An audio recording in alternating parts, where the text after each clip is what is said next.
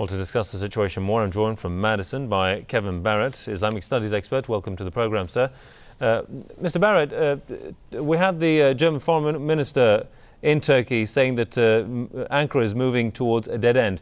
Turkey, it seems, is beating the drums of war with its neighbour Syria. The first question that comes to mind is why? I mean, what vital interest does Turkey see in preparing for a war with Syria, taking into consideration the costs and benefits Ankara has summed up for itself? Well, that's a good question. You really should be asking the policymakers in Turkey, because I don't think anybody really understands what in the world they can possibly be thinking of. They were doing very well with their policy of no problems with neighbors. They were trading with all countries in their region. They were maintaining a certain kind of neutrality. They refused to let the U.S. come through their country when the U.S. invaded Iraq. And they were beginning to develop some independence vis-a-vis the Zionist entity.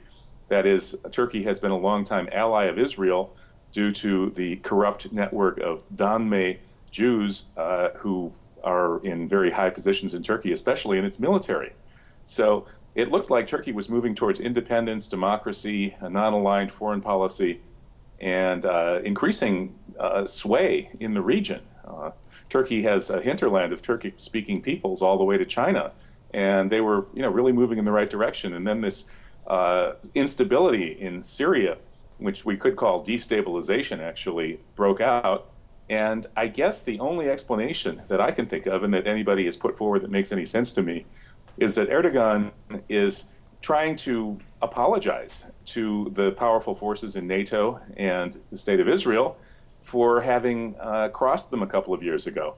Somehow the power seems to have shifted in Turkey, and the Israeli-linked Likudnik crazies, along with the people in NATO that they work with, have recaptured a lot of the power in Turkey. And this is a disaster for Turkey, because Turkey is going to be destabilized itself if the destabilization of the region continues. The incitement of Kurdish nationalism, the breakaway of the Kurdish part of Iraq, perhaps followed by Syria, threatens Turkey's territorial integrity, especially since Turkey has to behave reasonably toward the Kurds due to its aspirations to be friendly with the Europeans. But at this point, it looks who wants to join the European Union anyway. It's a sinking ship.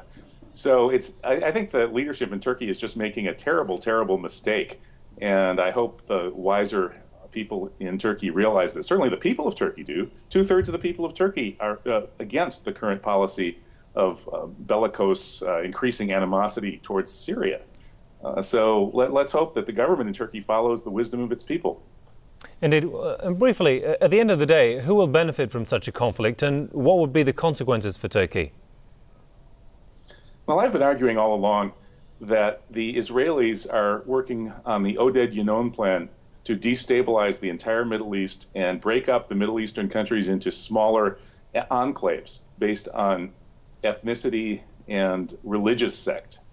So they don't want any large, powerful, successful countries in their region, because the people of the Middle East have never accepted the ethnic cleansing of Palestine, which we might even call the Palestinian genocide.